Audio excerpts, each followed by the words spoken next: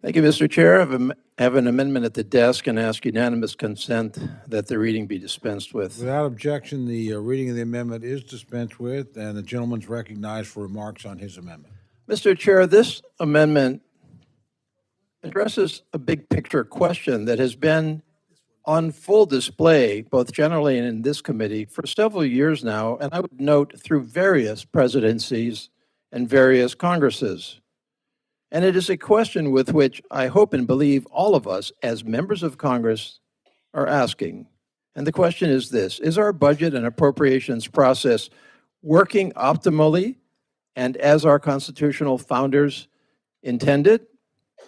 And I hope you also agree that this is a rhetorical question, because of course it is not, and we obviously need help in sorting it out.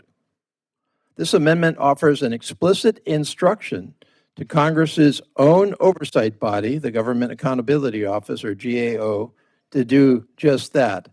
And I'd like to read from the specific proposed committee report language that I am offering today. The committee reaffirms that Congress's control over spending is one of its most fundamental and consequential constitutional responsibilities. While existing statutes governing budget execution, such as the Anti-Deficiency Act and related provisions, were designed to protect Congress's power of the purse by promoting fiscal discipline and orderly execution of appropriations, these frameworks were created more than a century ago and may not fully reflect the needs and structures of today's government.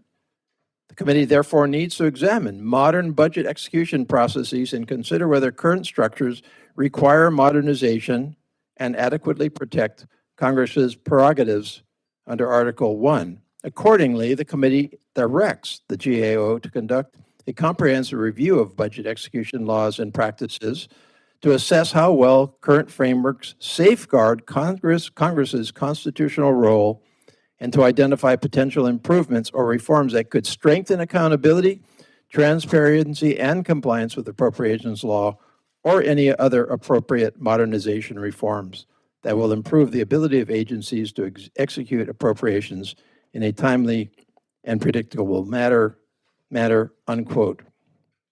And by the way, the cited statutes, century old or more, governing budget execution are indeed ancient. The Anti-Deficiency Act, 1870.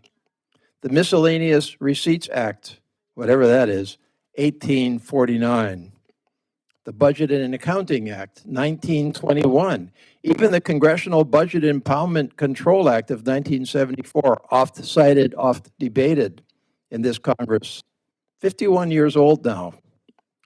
Clearly, a step-back study and report is highly relevant, and the GAO is the proper agency to do so. Of course, again, it is our oversight agency. But beyond that, the GAO, as we all know, identifies high-risk areas in the federal government that it believes need to be addressed to improve our federal government. And the GAO, in fact, has already identified budget execution as one of its high-risk areas in dire need of reform. My amendment doesn't mandate any policy or legislative outcome.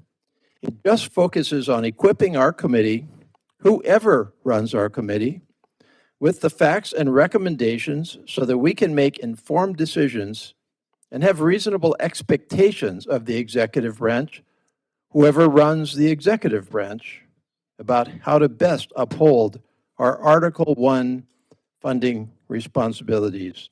This is an appropriate study. This is an appropriate effort. It should be bipartisan.